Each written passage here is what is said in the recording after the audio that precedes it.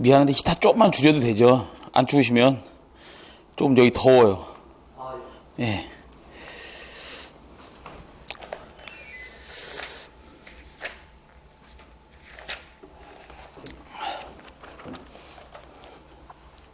네, 안녕하십니까. 전기산업기사 2과목 전력공학 2013년 1회 문제풀이를 시작하도록 하겠습니다. 여러분 교재 21번부터 보시면 21번.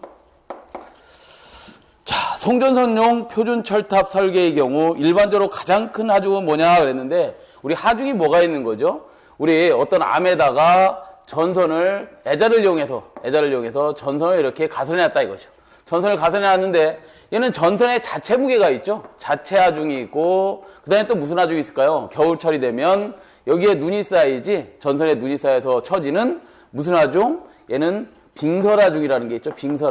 빙설하중이 있습니다. 그럼 전선이 예를 들어서 이만큼이 또 쳐졌다 이거야. 이만큼이 빙설하중에 의해서 쳐졌습니다. 근데 이 빙설하중이나 자체하중에 플러스 된 값보다는 바람이 불어서 바람에 의해서 전선이 흔들릴 거 아니야? 이 전선이 흔들리는 하중이 가장 크더라는 거죠. 전선에서는 가장 위험한 하중이 되겠지. 그 합성한 게 뭐예요? 종합하중이 되는 거죠. 예, 좋습니다. 그래서 가장 큰 하중은 누구라고? 풍합하중이 되겠네요. 그래서 답은 몇 번에 있어요? 3번에 있습니다. 3번. 자, 그 다음에 22번으로 갈게요. 22번. 좀 상당히 여러분들이 생각을 많이 해야 되는 문제 중에 하나입니다. 좀 뭐 풀이를 보셔도 알겠지만 조금 시간이 걸리는 문제다. 그리고 보시고요. 22번은 출력이 20만 킬로와트죠. 20만 킬로와트. PG가 발전기 출력이 20만 킬로와트랍니다. 20만 킬로와트이고, 화력 발전소가 부하율 80%, 부하율 80%다. 자, 그 다음 이렇게 운전할 때 1일의 석탄 소비량은 약 몇 톤인가 그랬어요. 석탄 소비량을 우리 뭐 여기 책에서는 뭐라고 표시해놨나요? M이라고 석탄 표시량을 아예 안 해놨네. M이라고 하죠. M인데 이 실질적으로 석탄이 소비되는 건 뭐예요? 보일러에다가 석탄을 넣어서 보일러 화덕에서 이 석탄을 불에 붙여서 떼는 거죠. 이 떼는데 얘 기본 단위는 뭐냐면 킬로그램에 대한 시간당 소비량이에요. 시간당 1시간당 몇 킬로그램이 소비되냐인데, 지금 우리 문제에서는 뭐를 계산하라 그랬어? 톤으로 계산하라 했죠. 톤. 시간당 소비되는 톤을 계산하라 했으니까 나중에 기본 공식에서 킬로그램 퍼 아워가 나왔다 그러면 그걸 뭘로 바꿔주라는 거예요? 톤으로 바꿔주라는 거죠. 예, 이렇게 톤으로 바꿔줘라. 단 보일러 효율이 80%, 터빈 효율이 35%, 터빈 효율이 85%, 발전기 효율이 76%, 뭐 효율이 굉장히 많네요. 그죠? 그 다음에 석탄의 발열량이 5,500kcal랍니다. 자, 5,500, 발열량을 H라고 하고, 5,500kcal, 칼로리. 1kg당 소비되는 열량, 그 발열량이죠. 열이 발생하는 양, 그걸 발열량이라고 하는데, 걔가 5,500kcal이고, 기본 단위는 kcal per kg이라고 주어졌습니다. 자, 그러면 여기서 뭘 구하라 했냐면 석탄 양을 구하라 했으니까, 석탄 양은 어디서 구하시냐면 여러분들 발전소 효율 2탄은 석탄의 소비량 M에다가 발열량 H분의 860 곱하기 PG를 곱해줍니다. 자, PG는 기본 단위가 뭐라 그랬어요? 킬로와트라고 그랬는데, 예를 들어서 어떤 시간이 주어지고 1일의 소비량이라 그랬잖아. 1일의 발전량을 계산해야 되면 여기다 뭐만 곱해주면 되는 거예요? 시간 t를 곱해줘야 되겠죠. 시간을 곱해줘야 걔가 결국 뭐가 되는 거야? 킬로와트 아워가 되겠죠. 이렇게 전력의 양이 나타나는 거죠. 이거에 곱하기 몇 프로? 100% 해준 게 효율 2타다. 여기서 뭐 계산하라 그랬어요? 이 M 계산하라 했으니까 M은 어떻게 하면 돼? 2타 H분의 860 곱하기 PG에다가 시간을 곱한 T, 킬로와트 아워를 계산해서 넣어라 이 말이에요. 그럼 이걸 어떻게 계산해야 돼? 1일의 발전량이니까 우리 여기서 계산하면 되겠죠. 이 PGT를 어디서 구한다? 여기서 계산하면 되겠네. 부하율이 주어졌으니까 부하율은 어떻게 구하죠? 최대 전력에 대한 뭐예요? 사용 전력, 평균 전력이지. 그거를 뭐 한 거야? 사용 전력량으로 뭐를 나눴어요? 1일에 시간으로 나눠주면 되겠죠. 여기서 뭘 구하라는 거야? 사용 전력량을 계산하라는 거죠. 사용 전력량을 한번 계산해보자. 사용 전력량이라 그랬으니까 킬로와트 아워가 되겠죠. 이거는 어떻게 계산하는 거야? 하나, 둘, 세 개를 다 곱해주면 되겠네요. 부하율 곱하기 최대 전력 곱하기 1일의 시간을 곱해주면 되겠죠. 1일 시간을 곱해주면 됩니다. 부하율이 얼마 나왔어요? 80%라 그랬나? 네, 0.8 곱하기 최대 전력이 얼마 주어진 거예요? 20만 킬로와트가 주어진 거죠. 기본 단위니까 20만 킬로와트를 그대로 넣어주고 곱하기 1일의 시간은 어떻게 구하죠? 24시간이 1일의 시간 아닌가요? 그죠? 이걸 곱해서 어디다 넣으라는 거야? 여기다 넣어주고 M을 구하라는 거죠. 자, 그러면 이렇게 계산될 수 있겠네. 이타가 종합 효율이 얼마냐? 종합 효율이 너무 많이 줄었네. 0.8 곱하기 또 뭐가 있어요? 터빈 사이클 효율이 0.35 곱하기 또 얼마? 터빈 효율이 0.85다. 곱하기 발열량이 얼마라 그랬어? 5,500이라 0.76이 또 있네요. 발전기 효율 0.76 곱하기 뭐 있어 또? 발열량이 5,500이랍니다. 5,500. 조금 요걸 지우겠습니다. 구하는 공식만 알려드렸으니까. 자, 이것 분해 어떻게 하면 돼요? 860 곱하기 어떻게 하면 돼? PGC는 어떻게 하라 그랬어? 아까 사용 전력량을 부하율 0.8 곱하기 최대 전력이 얼마예요? 20만에다가 곱하기 얼마? 1일의 시간 24시간을 곱하기 100%를 해줘야 되는데 시에 몇 승이 들어가야 돼? 이걸 구하면 기본 단위가 뭐가 나온다 그랬어요? 원래 이 식은 기본 단위가 뭐라고? 시간당 연료 소비량 킬로그램이 나온다 그랬죠? 그렇지만 우리 문제에서 뭘 구하랬어? 톤을 구하랬으니까 10에 몇 승 해줘야 돼? 마이너스 3승을 해줘야지만 된다. 이렇게 계산을 하면 332톤이 나온답니다. 332톤. 여러분, 근데 풀이에서 보면 분모에 5,500 곱하기 1,000이 들어갔잖아요. 이 1,000이 들어갔다는 건 뭐야? 분자에 있는 마이너스 3승이 밑으로 내려가면 뭐가 되는 거예요? 10에 3승으로 내려가는 거지. 그래서 우리 풀이책에는 이 마이너스 3승을 안 놓고 1,000으로 다 나눠줬을 뿐이네요. 그죠? 다른 건 이상 없죠? 이렇게 구하시면 332톤 몇 번에 있어요? 333톤 4번에 있네. 4번. 좀 어려운 문제입니다. 사실 쉬운 문제는 아닙니다. 1분 안에 해결할 수 있는 문제가 아니야. 자, 23번으로 넘어갈게요.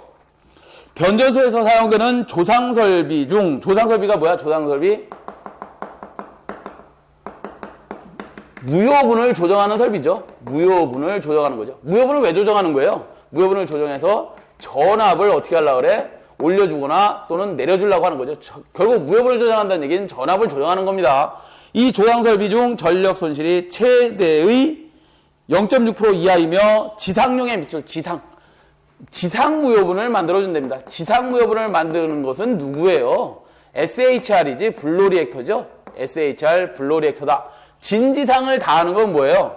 진상과 지상운전을 연속적으로 할 수 있는 건 뭐예요? 동기관계가 되겠지. 동기조상계가 될 것이고, 그 다음에 진상성분만 가지고 있는 건 뭐예요? 진상만 갖고 있는 것은 SC죠. 전력용 콘덴서가 될 것이다. 우리 답에서는 지금 뭘 물어봤어? 지상용으로 사용되는 조상설비는 그랬으니까 SHR 션트 리액터, 블로 리액터가 되겠죠. 답 2번에 있네요. 그죠? 이 정도는 다 알고 계셔야 되고요. 24번 가시면 삼상 3선식 소리액터 접주 방식에서 소리액터 접주 방식의 밑줄 한 선의 대지 정전 용량을 C 마이크로페럿, 상전압을 2kV, 주파수 F헤르츠라고 하면 소리액터의 용량은 어떻게 되냐 그랬어요. 용량을 물어봤네요. 소리액터 용량 어떻게 구하죠, 여러분들? 소리액터의 용량을 구해라 그러면 용량 Q는 이렇게 계산하지 않나요? 우리 전력을 생각하면 전력이 단상이다 그러면 단상에서는 2에다가 뭘 곱했어? I. 상전압에다가 전류를 곱했죠? 이렇게 곱하면 한 상에 뭐를 구할 수 있었던 거예요? 전력 양을 구할 수 있었지. 전력을. 그럼 이걸 3상으로 바꾸자 그러면 3상으로 바꿀 때는 어떻게 구하면 되는 거야? 여기다가 3만 곱해주면 되겠죠? 2에다가 아시다. 3상이라는 얘기는 당연히 상전압을 사용하는 게 아니라 성간전압을 사용하니까 어떻게 된다? 3에다가 루트 3분의 V가 될 거죠. 이거에 아니다. 보기가 상관없다. 분모 분자에 루트 3을 곱해주자 그러면 루트 3이 있으니까 3 지워지고 위에 뭐만 남아? 루트 3만 남겠지. 루트 3 VI 이렇게 계산했던 거였죠. 우리 콘덴서 용량도 똑같지. 단상이다 그러면 단상에서의 콘덴서 용량은 어떻게 구해요? 콘덴서 용량은 이렇게 구했겠지. 상전압에다가 뭘 곱했어요? 충전되는 충전 용량이니까 충전 전류를 곱해줘야 되겠지. 그렇지만 이게 지금 뭐 구해서 삼상용을 구하고 있잖아요. 그러면 3에다가 2에 IC 충전 전류를 이렇게 계산해주면 되겠죠. 자, 그러면 3에다가 2 곱하기 우리 충전 전류라는 것은 어떻게 돼요? 오메가 C2죠. 이걸 좀 정리해보면 3에다가 여기서 뭐라고 해놨나? 상관전압을 안 바꿔놨네. 그죠? 상전압을 그대로 써놨네. 자, 상전압을 그대로 써놨으니까 3 곱하기 어떻게 하면 돼요? 오메가라는 것은, 전기 각속도 오메가라는 건 2파이 F라는 값을 갖고 있고, 여기에 2를 2개 있으니 자승해주고, 얘 C라는 놈은 어떻게 해줘야 돼? 마이크로페럿을 기본 단위 뭘로 바꿔줘야 돼요? 페럿으로 바꿔주려면 C에 몇 승이 곱해져야 되나? 10에 마이너스 6승이 곱해져야 되는 거죠? 이런 답이 있어요? 없지? 3 곱하기 2하면 얼마야? 6이고 6파이 F에 C 2자승에 10에 마이너스 6승이다. 답 몇 번에 있어요? 4번에 있네요. 이 정도는 정리하셔야지. 자, 25번으로 갈게요. 25번은 가끔 시험에 좀 잘 나오는 문제 중에 하나입니다. 전력선 한 선의 대지전압을 대지전압이라 그랬어. 상전압이지, 상전압. 대지전압이 주어졌네요. 대지전압. 같은 의미지. 자, 상전압이 주어졌습니다. 대전압이 2고 통신선의 대지정전 용량을 CB라고 했습니다. CB라고 하고 전력선과 통신선 사이의 상호 정전 용량을 CAB라고 하면 통선의 정전 유도 전압은 그랬는데 사실 여러분들 풀이가 없다면 무슨 말씀인지 조금 이해가 안 될 텐데 한 개의 선이 있습니다. 이건 무슨 선이에요? 송전선이 되겠지.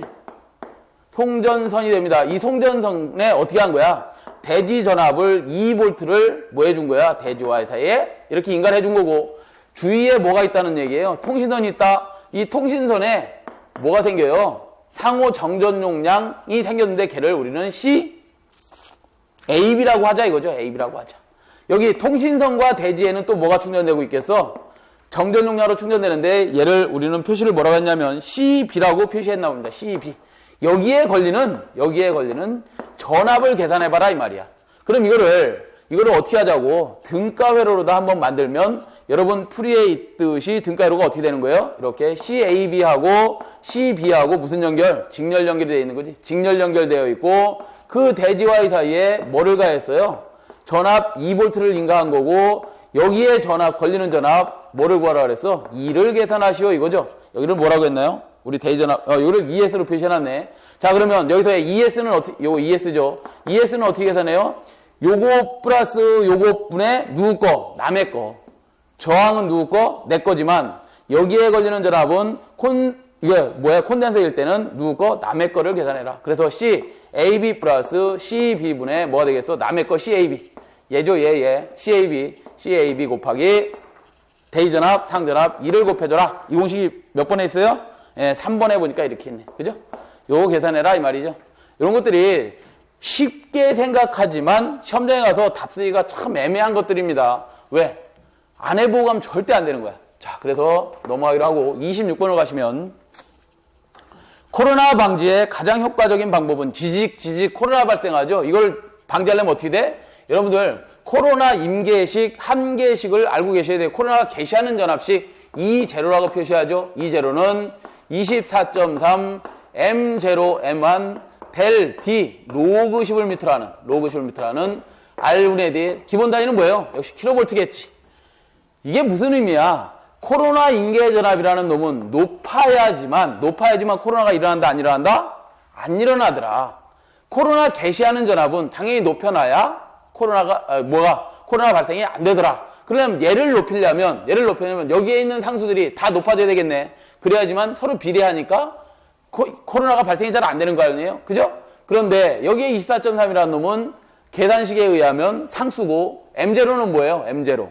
전선의 표면 계수죠. 그렇지만 전선은 송전선일수록 어떻게 해야 돼? 단선으로 설치할 수가 없고 연선이다 보니까 이것도 우리가 어떻게 할 수가 없는 것이고 날씨 계수죠. M1이라는 것은. M1 날씨 계수도 조물주님이 알아서 하시는 거니까 이것도 우리가 어떻게 할 수 없다. 상대 공기밀도도 어떻게 할 수가 없다. 여기 있네. 여기 지름 D. 얘 D를 높여서 지름을 크게 해서 전선을 이딴만한 거 설치해놓고 그 다음에 전압을 인가해주면 코로나가 발생 안 하겠네. 근데 이딴만한 걸 어떻게 저 가공에다 다룰 거야. 이걸 어떻게 했다고요?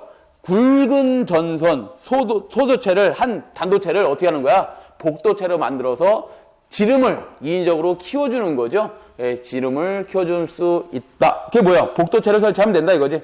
그래서 4번에 보시면 있네요. 전선의 바깥 지름을 크게 하면 전이 경도 2가 커진다. 2가 뭐예요? 코로나 인계전압이 커진다. 인계전압이 커지면 코로나가 방지되는 것이다. 그래서 답이 몇 번에 있어요? 4번에 있네요. 자, 27번 가겠습니다. 27번. 다음 중 한 상의 용량 200kVA의 콘덴서에 제5조파를 억제하기 위하여 직렬 리액터를 설치하고자 한다. 기본파 기준으로 직렬 리액터의 용량은 가장 알맞는 것은 그랬는데, 자 볼까요? 우리 콘덴서를 설치해 놓으면 콘덴서를 온오프 할 때 뭐가 나오지? 도립전류가 나오죠. 도립전류가 나오면서 뭐를 같이 끌고 나와? 예? 진상의 전류를 나오면서 진상의 전류가 뭐를 끌고 나와요? 제5조파를 끌고 나오죠. 이 5조파는 진상 전류를 만드는 것이기 때문에 그 진상 전류가 계기라든가, 이 앞단에 뭐 계기가 있을 거 아니야? CT라든가 뭐 이런 계기들이 있으면 이 계기에 들어가면 계기를 뭐예요? 과열하고 소선시켜버릴 수도 있고 오동작을 발생시킬 수 있기 때문에 이 5조파를 제거해야 되는데, 제거하는 방법은 뭐예요? 콘덴서에다가 앞쪽에 뭘 달아주면 돼? 시리즈 리액터, 직렬 리액터를 달아주면 되겠죠? 직렬 리액터를 달아준다.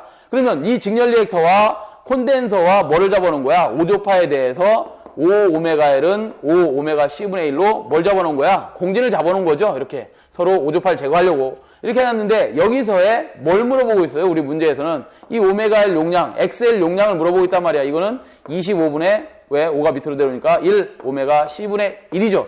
얘 나누면 0.004다.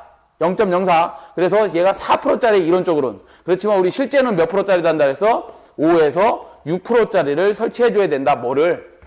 콘덴서 용량의 몇 프로? 5에서 6%짜리를 설치해줘야지만 뭐가 제5조파가 제거되고 주파수가 안정되더라 이거죠. 그래서 5에서 6%짜리를 설치해주면 되는데, 우리 콘덴서 용량이 지금 얼마로 돼 있어요? 문제에서 200kVA이니 이거에 몇 프로? 0.06%. 그러면 2, 6, 12kVA짜리를 설치해주라 이 말이죠. 그래서 이론적으로는 4%지만 실제는 몇 프로 설치해준다? 6%짜리를 설치해주고 있더라. 이 정도는 공부하시고 가셔야 됩니다. 시험장에.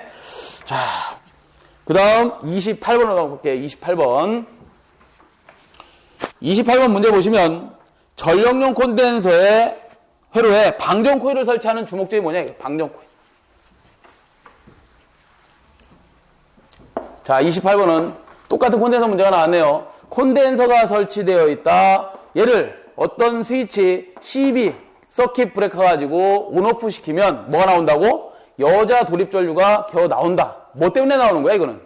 콘덴서라는 놈은 한번 전하를 축적하면 얘가 뭐를 갖고 있어? 한 번에 방전을 시키지 못하고 잔류 전하를 가지고 있죠. 잔류 전하를 가지고 있습니다. 여기 남아있는 전하가 있다 이 말이야. 이거 사람이 만지면 오징어 됩니다. 큰일 납니다. 그렇기 때문에 얘를 어떻게 해줘야 돼? 방전을 시켜줘야 돼. 방전 규정도 따로 있죠. 방전 규정도 따로 있습니다. 이건 실기 때 해드리기로 하고, 방전 규정도 뭐 예를 들어서 고압이나 특고압은 어떻고 저압은 어떻고 이런 규정들이 있습니다. 몇 초 이내에 어떻게 해야 되고 몇 볼트까지 떨어뜨려야 되고 이런 규정들이 실기 때는 다 해드리지만 필기 때는 그것까지는 아직 안 나오니까 안 해드리고, 일단 잔류전하를 방전해야 된다. 그럼 방전하는 방법이 뭐냐? 이렇게 병렬로 뭘 설치한다? 디스차징 코일이라고 합니다. DC 코일, 방전 코일을 병렬로 설치해서 뭐 해야 된다? 잔류 전하를 방전해야지만 뭐예요? 감전 위험이 없어지는 거죠. 그래서 다음 몇 번에 있는 거예요? 자, 방전 코일을 설치하는 주된 목적 4번에 보시니까 있네요. 전원 개방 시 전원을 개방하거나 투입할 때 잔류 전하를 방전시켜 인체 위험을 방지하기 위해서 그렇다. 그래서 다음 몇 번에 있는 거예요? 4번에 있네. 자, 29번 보죠. 29번. 플리커 예방을 위한 수용가측 대책이 있는데, 자, 플리커라는 게 뭐죠? 플리커? 우리 가끔 이렇게 전등이 이거 현관등 같은 것들이 깜빡깜빡깜빡 할 때가 있죠. 눈이 괴로울 정도로. 그럴 때가 있는데, 그건 왜 생기는 거야? 우리 전기 용접기를 사용한다든가 주위에 같은 라인 부하에 뭐가 있다든가 어떤 전기로 이런 것들을 아크로 이런 것들을 사용하면 이 현관등이 깜빡깜빡합니다. 공장 같은 데 가보시면 그런 데가 굉장히 많아요. 왜? 용접기 막 많이 사용하잖아. 이런 데 가보시면 현관등이 깜빡깜빡 막 합니다. 그걸 플리커라고 하는데, 그 플리커를 방지하는 방법이 두 가지가 있습니다. 크게는 수용가 측에서의 대책이 있고, 공급자 측, 어디예요? 한전 측이죠. 공급자 측, 전기 사업자 측의 대책이 있다 이 말이야. 두 가지가 있는데, 우리 시험에는 뭘 물어봤어? 수용가 측의 대책이 아닌 것을 물어봤어요. 수용가 측 대책이 아닌 것을 물어봤습니다. 대책이 아닌 것을 물어봤으니까 한번 우리 풀이가 있으니까 풀이를 한번 좀 참고해서 수용가 측 대책을 한번 같이 좀 보시죠. 1번에 보면 풀이에 전원 계통에 리액터를 설치해서 보상하고 전압강압을 보상하고, 전압강압 뭘로 보상해요? 부스터 같은 거 설치하는 거지. 승합기 같은 거. 그 다음에 부하의 무효전력 변동물을 흡수하고 플리커 부하 전류의 변동을 억제해주는 필터를 설치해주면 되는 겁니다. 자, 그런데 여기에 없는 게 뭐예요? 답 1번에 보니까, 보기 1번에 보니까 공급전압을 승합한다. 공급전압을 승합한다. 수용가측 대책이 아니라 그건 누가 해주는 거야? 공급자 측의 대책이 됐죠. 그래서 답은 1번이 되겠어요. 플리커가 뭐다? 그 다음에 우리 풀이를 좀 참고하셔서 공급자 측 대책, 수용가 측 대책을 한 번씩 좀 외우고 가시기 바라겠습니다. 자, 30번 같은 것들이 문제가 자주 나오죠. 반지름이 R매다. 반지름이 R매다. 반지름이 R매다이고요. 소도체 간격이 A인 이도체, 복도체네, 복도체. 이도체. 선로에서의 등가 성간거리 D매다로 배치되고 완전 연가된 경우 인덕턴스 L을 구하시오. 그래서 L은 어떻게 계산돼요? 단도체다 그러면 L은 어떻게 계산돼? 0.05 플러스 0.4605 로그 11m라는 R분의 D가 되죠. 이거는 전선이 한 가닥이기 때문에 한 가닥에 소선의 반지름이 되겠지. 얘는 뭐예요? A상, B상, C상, 그러니까 R상, S상, T상에 뭐가 되는 거야? 등가 성간거리가 되고 기본 단위는 뭐예요? 미리엘리파 킬로마다가 될 것이다. 자, 그런데 이게 단도체가 아니라 이도체로 바뀌었답니다. 복도체로 바뀐 거지. 자, 복도체에서의 L은 어떻게 계산해요? N분의 뭐를 나눠? 0.05. N이 뭐야? 소도체 수죠. 소도체 수 플러스 0.4605 로그 11m라는 뭐가 들어가야 돼? 등가 반지름분의 등가 성간거리가 들어가야 되겠지? 미리엘리파 킬로미터로 넣어주시면 되겠다. 자, 그런데 소도체가 두 도체라 했으니까 2분의 0.05 플러스 0.4605 로그 11m라는 R2를 계산해야 돼. R2. 등가 반지름을 계산해야 되는데 지금 우리는 반지름이 주었잖아요. 그죠? 그러면 등가 반지름 두 도체에서의 등가 반지름 R2를 계산하면 얘는 어떻게 계산하는 거예요? 소도체 지름의 N분의 1분의 소도체 간 거리가 있을 거 아니야? 걔를 지금 우리 책에서는 A라고 표시했으니까 A에 뭐가 되는 거예요? N분의 N-1이 되겠죠? 여기 계산하면 어떻게 돼? 아래 두 도체니까 2분의 1, A에 2도체니까 2분의 2-1이 되겠지. 그럼 결국 뭐가 남아? RA에 2분의 1승만 남는 건가요? RA의 2분의 1승은 뭐야? 결국 얘는 루트 RA가 되겠죠. 고로 여기는 어떻게 해야 돼? 계산을 RE를 루트 RA로 하시면 되고 우리 등가 성간거리를 D라고 해놨으니까 문제에서 이런 답을 찾으시면 되겠죠. 이런 답이 없어? 0.05를 2로 나누면 0.025가 될 것 같은데 몇 번에 있는 거예요? 2번에 있네, 2번. 그죠? 이렇게 하나씩 천천히 잡으시면 됩니다. 자, 그 다음 31번으로 가죠. 자, 31번은 수전 용량에 비해 첨두 부하가 커지면 부하율은 그에 따라 어떻게 되는가 그랬어요. 부하율은 어떻게 되느냐. 부하율 공식이 어떻게 되죠? 부하율은 최대 전력에 대한 최대 전력을 뭐로 100%로 봤을 때 평균 전력의 비죠. 평균 전력의 비를 부하율이라고 하죠. 그죠? 최대 전력의 100으로 봤을 때 평균 사용하는 전력은 얼마가 되느냐를 나타내는 게 부하율이다. 얘가 최대 전력이 뭐야? 다른 말로 피크고 또는 다른 말로 뭐예요? 첨두라 그러잖아요. 첨두 부하라고 하죠. 첨두 전력 또는 피크 전력이란 말을 씁니다. 자, 그래서 부하율은 최대 전력분의 평균 전력 곱하기 100%인데 자, 한번 보기를 하나씩 볼까요?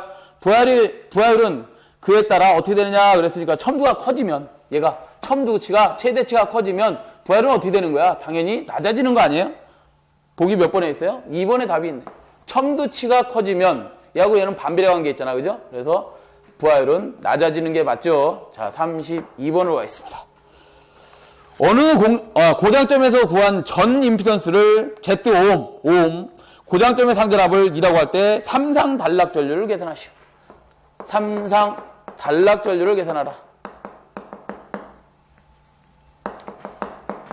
삼상 단락 전류를 계산하라는데 우리 삼상 단락 전류다 그러면 자, 그림을 하나 좀 그려보면 우리 어떤 A상, B상, C상의 변압기를 이렇게 중성점 접지에 놓고 예를 들어서 여기에 전류가 IA상, IB상, IC상의 전류가 흐른다고 하죠.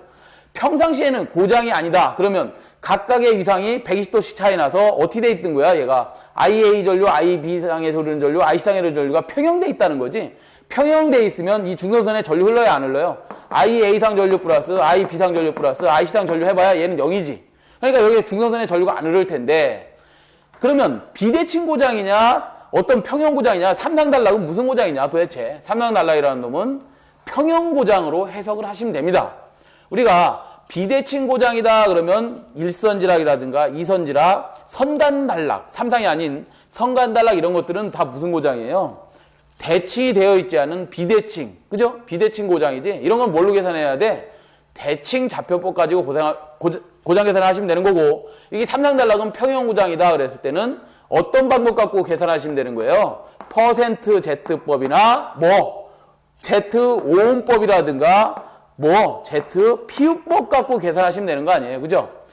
전류 계산할 때도 단락 전류 I3를 S를 계산해라 그러면 Z 오음값 갖고 하면 되는 거잖아. 왜? 퍼센트가 주어지지 않고 오음으로 주어졌으니까 I3S 구해라 그러면 임피던스 분에 그냥 전압해주면 얘가 뭐가 되는 거야?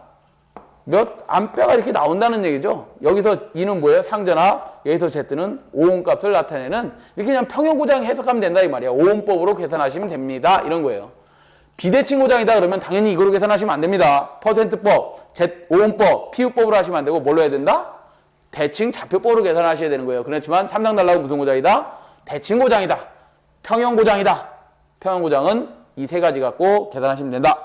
답은 몇 번에 있습니까? 1번에 있네요, 1번. 그죠? 자, 33번으로 가죠. 33번은 파동 임피던스가 Z 또한 405옴이고 선로의 종단에 파동 임피던스 Z2가 1205옴인 변압기가 접속되어 있다. 지금 선로로부터 파고 이완이 진입하였다. 접속점의 전압의 투과파를 계산하시오. 무슨 소리야 도대체? 가공선이 있답니다. 여기다가 접속을 해놨대야. 어떤 선을 이용해서 TR이라는 놈을 접속해놨는데 얘 가공선로의 임피던스를 Z1이라고 하고 405옴이랍니다. 405옴이고 이 TR을 Z2라고 하고 얘가 몇 옴? 1200옴이랍니다. 이런데 가공선로에 이상전압이 쳤어요. 이상전압이 뭐야? 내가 쳤다 이거야. 내가 치면서 전압의 입사가 됐답니다. 그러면 일부는 뭐하고, 이게 여기는 뭐예요? 가공선은 임피던스가 작은데 여기는 TR은 임피던스가 크니 일부는 투과하겠지만 일부는 뭐도 되겠어? 반사도 되겠죠. 입사파를 우리 2완이라고 표시했네. 입사파 2완인데 이때 TR에 투과되는 투과파를 구하랍니다. 얘를 E2라고 하죠. E2를 구하랍니다. 뭐 반사파를 구해라 그러면 E3를 계산해주면 되겠죠. 자, 그럼 공식을 여러분들이 좀 알고 계셔야 되는데 키르요프 법칙 가지고 계산해서 우리가 어떤 정리를 하면 E2 투과파의 전압, 투과전압은 어떻게 계산되죠? 투과전압은 Z2 플러스 Z1분의 2Z2의 2완 입사파의 전압이 곱해지는 거죠. 반사파 전압을 구해봐라 그러면 반사파 전압은 어떻게 계산하면 돼? 여러분들 반사파 전압은 Z2 마이너스 Z1분의 Z2 마이너스 Z1의 2완이죠. 공식 외우고 계셔야 된다 이 말이에요. 이걸 다 외우고 계셔야 되는데 우리 지금 여기서는 뭘 구하라 했어? 반사파 계산하라는 게 아니라 투과파를 계산하라 했으니까 이거는 지우겠습니다. 자, 지우고 여기서 Z2가 얼마라 했어? 1200옴 플러스 Z1이 405옴 분의 2 곱하기 Z2가 1200이라 그랬네요. 곱하기 입사파의 크기가 얼마라 했어요? 입사파의 크기가 1000kV네. 1000kV니까 투과파의 전압도 킬로볼트로 답이 나오겠죠. 기본 단위 킬로볼트를 계산해주면 당연히 킬로볼트가 나오겠지. 여기는 몇 킬로볼트가 나올 겁니다. 그게 얼마 계산하시면 1500킬로볼트가 나온답니다. 답이 3번에 있네요. 이렇게 계산하시면 되고 반드시 저 공식은 외우고 계셔야 된다. 시험에 자주 나오는 문제입니다. 34번으로 가시죠. 피레기의 전격 전압이란 그랬는데 자, 우리 피레기는 할 게 너무 많기 때문에 이걸 다 해드릴 수는 없고 그냥 간단하게 용어 정리를 좀 하면 용어에 여기에 제한전압이라는 게 있습니다. 지금 우리 제한전압 물어보고 있네, 전격전압 물어보고 있네.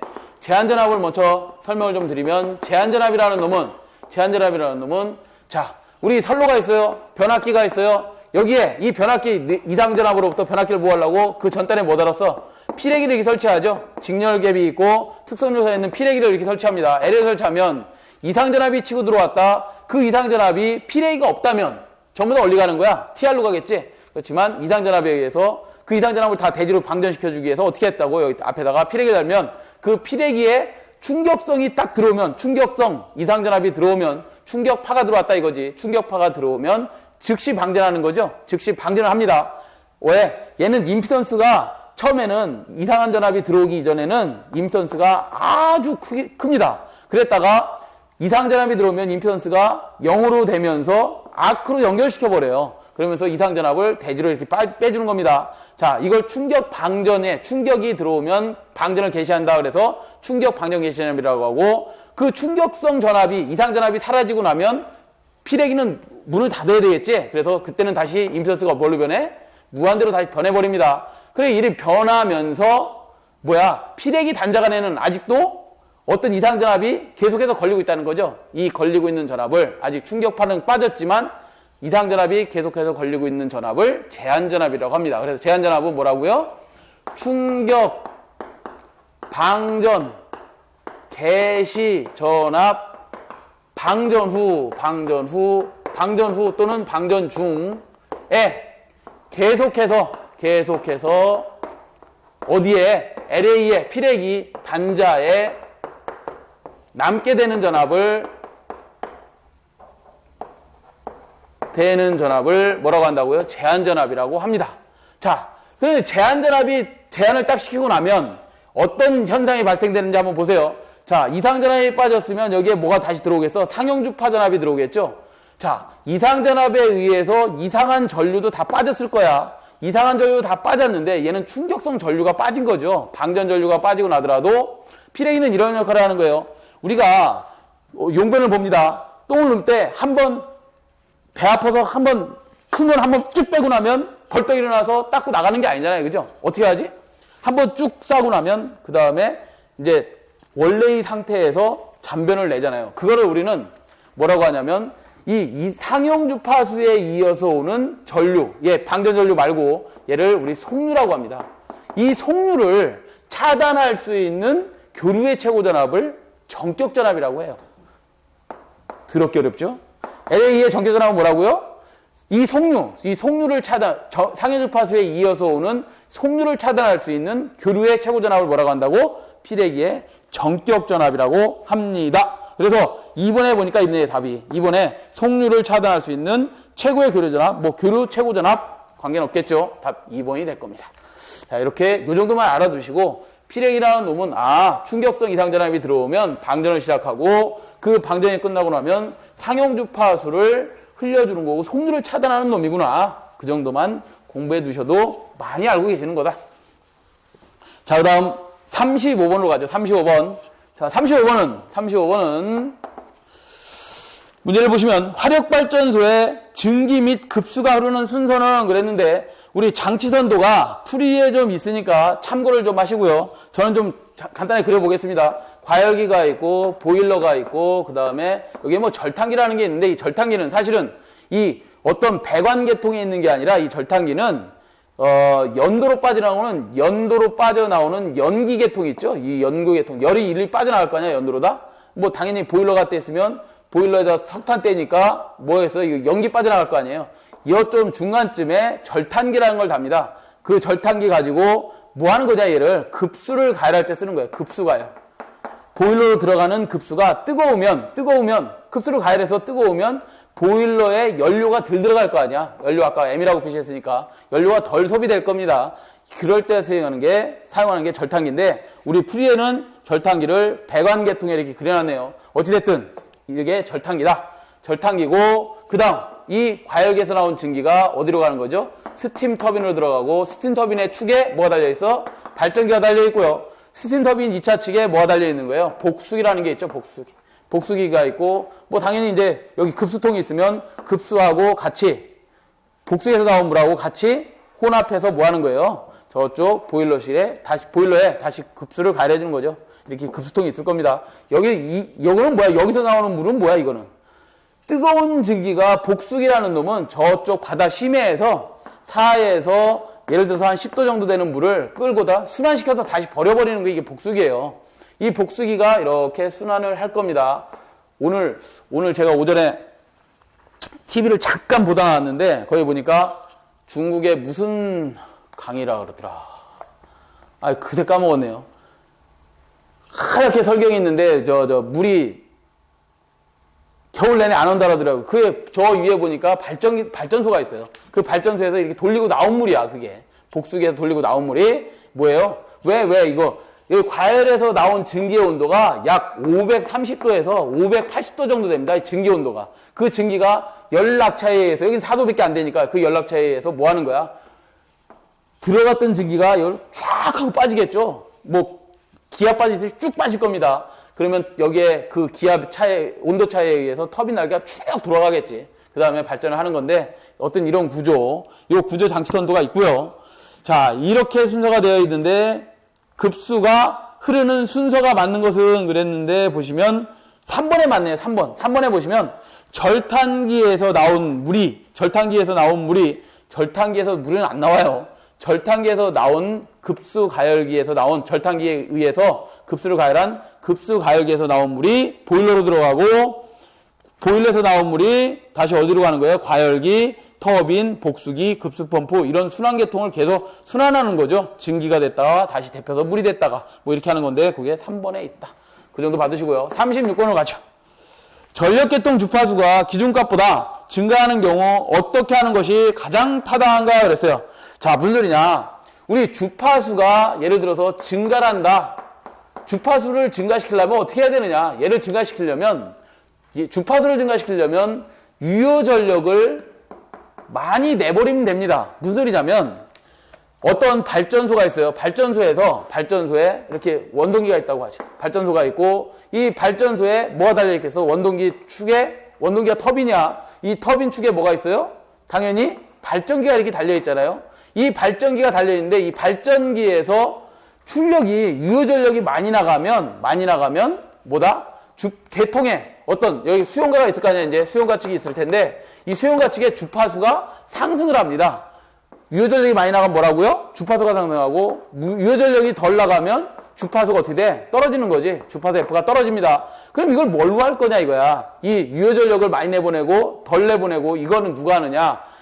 계통의 주파수가 떨어졌다 그러면 누가 검측을 하죠? 검측을 해서 걔를 어디다 보내는 거예요? 어디다 보내? 조속기에다 보내고, 그 조속기에서 뭐를 하는 거예요? 여기 밸브에다가 신호를 주죠. 밸브에다 신호를 줍니다. 이쪽 앞에 있어야지. 원동기 앞쪽에 있어야지. 밸브에다가 신호를 줘서 어떻게 하는 거예요? 밸브에다가, 야, 계통의 주파수가 떨어졌으니 너 물 좀 더 내보내. 그러고 원동기, 터빈에다가 물을 더 내보냅니다. 그러면 터빈이 빨리 돌아갈 거 아니야? 빨리 돌아가면 유효전력이 많이 나오겠지. 그럼 주파수가 올라갈 거다, 이 말이죠. 그래서 얘를 우리는 PF 컨트롤 한다고 합니다. 컨트롤 한다고 합니다. PF 컨트롤 하는 게 뭐라고? 유효전력에 의해서 주파수가 조정되더라, 이 말이야. 그러니까 기준 주파수보다 증가하는 경우 어떻게 하는 것이 타당한가요? 주파수가 너무 증가했으니, 기준치를 넘어갔으니 어떻게 해야 돼? 유효전력을 감소시켜줘야 되겠죠? 유효전력 킬로와트를 감소시켜야 한다. 발전 출력을 감소시킨다. 그래서 답은 1번이고요. 예를 들어 주파수가 감소했다 그러면 발전 출력을 어떻게 해주면 되는 거예요? 증가시키면 주파수가 다시 올라가겠죠. 그런 거죠. 그래서 답은 1번에 있는 것 같고요. 37번으로 가죠. 자, 콘덴서형 계기형 변압기의 특징에 속하지 않는 것은 그랬는데, 잘 나오는 문제는 아닙니다. 우리 계기형 변압기가 뭐죠? PT죠, PT. PT가 뭐야? 포텐셜 트랜스포머 계기형 변압기라고 하죠. 계기형 변압기 또는 변성기라고 하죠. 변성기 또는 계기형 변압기라고 하는데, 이 PT라고 그냥 써놓은 게 여기에서 얘기하는 뭐냐면 권선형 PT가 되는 거예요. 권선이 어떻게 생겼냐면 이렇게 생겼죠. 어떤 변압기에다가 똑같아, 이거 변압기야 그냥. 1차 측에 코일 감아놓고 2차 측에 코일 감아놓고 1차 측의 상전압을 뭘로 바꿔주는 거야? 2차 측에 110V로 바꿔주는 게 PT죠. 자, 그런데 문제가 있어요. 우리 154kV나 345, 765kV 같이 높은 전압에 가면 이 PT가 얼마나 돼야 되겠어? 1차 측에 전압을 받아야 되니까 당연히 뭐 많아지겠어? 변압기 많이 해줘야 되겠지? 무슨 소리인지 아시겠죠? 345kV, 765kV, 154kV에서는 변압기만큼, TR의 크기만큼 PT 크기도 커져야 된다, 이 말이야. 그걸 방지하려고 어떤 거를 사용하냐면 CCPD라든가 BCPD라는 걸 사용합니다. 이게 뭐냐면 콘덴서를 이용한 컨트롤 프로텍션 디바이스야. 그러니까 콘덴서를 이용해서 어떤 PT 역할을 하는 거에 대해서 지금 물어보는 거예요. 그래서 콘덴서용 계기형 변압기의 특징에 속하지 않는 것은 그랬는데, 자, 우리 보기를 좀 참고하시면, 풀이를 참고하시면, 콘덴서용 계기형 변압기의 특징은 첫 번째, 권선형에 비해서 소형이다 이 말이야. 소형이다. 소형으로 만들려고 이거 만든 거 아니에요, 그죠? CCPD, BCPD를. 두 번째, 절연의 신뢰도가 권선형에 비해 크다. 뭐예요? 얘는 콘덴서로 되어 있기 때문에 어떤 절연 간격이 딱 유지가 돼 있죠. 얘는 뭐예요? 권선형은 철심을 통해서 다 절연해야 되기 때문에 어렵다 이거지. 자, 그 다음 세 번째, 전력선 반송용 결합 콘덴서와 공유할 수 있다. 전자형에 비해 오차가 많고, 거기에 밑줄, 오차가 많고 특성이 나쁘다. 얘는 누구에 비해서? 얘에 비해서 특성이 나쁘더라 이 말이야. 특성은 누가 좋은 거예요? 사실은 얘가 좋은데 워낙 비싸고 커지다 보니 어떻게 만든 거야? 콘덴서 가지고 만들었다 이 말이죠. 그래서 얘는 특성은 별로 좋지 않다. 답에 몇 번에 있어요? 답도 1번에 있네. 권선형에 비해 오차가 적고 특성이 좋다가 아니라 나쁘다. 그래서 답은 1번이 되겠죠. 38번으로 갑니다. 어떤 건지만 알고 계세요. 어떤 건지만. 자, 38번은 가공전선로에 대한 지중전선의 장점으로 옳은 것은 그랬는데요. 가공전선에 대한 지중선의 장점. 옳은 거. 지중선은 당연히 건설비가 비쌀 거 아니요? 가공보다는. 1번은 아니고요. 송전 용량이 많다. 송전 용량은 뭘가 결정을 하냐면 주위에 냉각을 잘 시켜줘야지만 송전 용량이 커지거든요. 근데 지금 이거 보시면 이 문제에서 보면 송전 용량이 많다라는 것은 지중은 냉각을 잘 시킬 수가 없잖아. 그죠? 가공에 있으면 가공전선은 뭐예요? 항상 바람이 불고 항상 냉각이 되고 있잖아요. 그래서 송전 용량이 지중에 비해서는 큽니다. 자, 그 다음 세 번째, 인축에 대한 안전성이 높으며 환경조화를 쓰다. 자, 그렇죠. 가공은 뭐예요? 항상 밖에 노출되어 있는 것이고, 그러니까 인축 안전사고도 많이 날 거고, 환경조화도 별로 시야적으로 안 좋은데, 지중은 어떻다는 거야? 인축에 대한 안전성이 높으며 환경조화를 이룰 수 있다. 그래서 답은 3번이 되겠네. 자, 39번으로 가시죠. 39번, 일선지라시 건전상의 전압상승이 가장 적은 중성점 접주 방식은 그랬습니다. 중성점 접주 방식을 다 소개를 하고 있네, 우리 책에서. 자, 중성점 접주 방식이 이렇답니다. Y결선에 직접 접지가 있고, Y결선에 중성점에 저항을 설치한 저항 접지가 있고, 그 다음에 델타 결선 비접지가 있고요. 그 다음에 Y결선 중성점에 소리액터를 설치한 소리액터 접지 방식이 있답니다. 이 중에서 한 선에, 뭐 각 상이, 세 개 상이 다 있는데, 어떤 상에 고장이 발생을 했답니다. 어떤 상에 고장이 발생을 했다. 어떤 상에 이렇게 고장이 발생을 했다.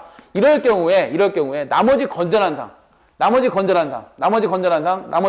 상의 전위 상승은 가장 큰 것이 누구냐 이것을. 가장 큰 걸 물어봤나요? 네.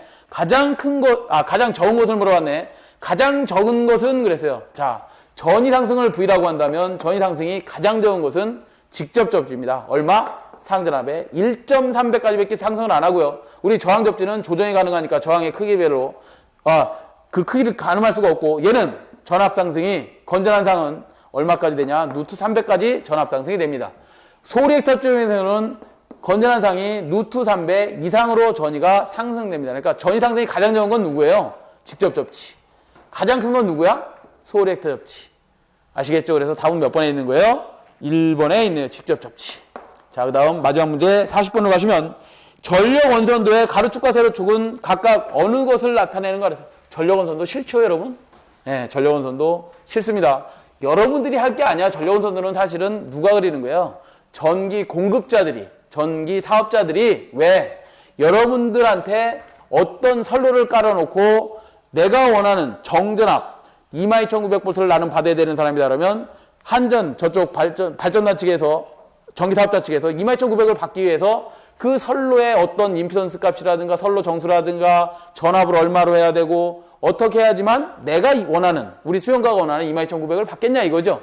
그걸 받기 위해서 걔네들이 그려보는 거야. 뭐를 그리는 거야? 전력 원선도를, 송전단 전력 원선도, 수전단 전력 원선도 그려보는 겁니다. 자, 그러면 송전단에서의 전력 원선도는 어떻게 그려? 송전단의 전력 원선도를 따로 그리고 수전단, 요렇게 발전해서 줬을 때 수전단에서 얼마를 받겠니? 이거를 보려고 한전에서 그린다 이 말이지. 그게 얘가 뭐예요? 원의 반지름 노후는 B분의 어떻게 했죠? 알고 계시죠? ES, ER 이라는 거 좀 외우고 계시고 이걸 기준으로 전력 원선도를 그리고 송전단의 원선도를 그리고 수전단의 뭐를 반지름 노후에 대해서 원을 그려서 얘 뭐 하는 거야? 가로축에는 뭐 유효전력을 세로축에는 뭐 무효전력을 나타내고 얘 조상설비 용량이 되는 거지. 자 그러면 예를 들어서 우리 발전단에서 최대로 줄 수 있는 전력이 PS다. 송전 소스 측에서 줄 수 있는 전력이 유효전력이 PS다 그러면 무효전력은 그때 크기가 얼마 되는 거야? 요만큼이 무효전력이 되는 거죠.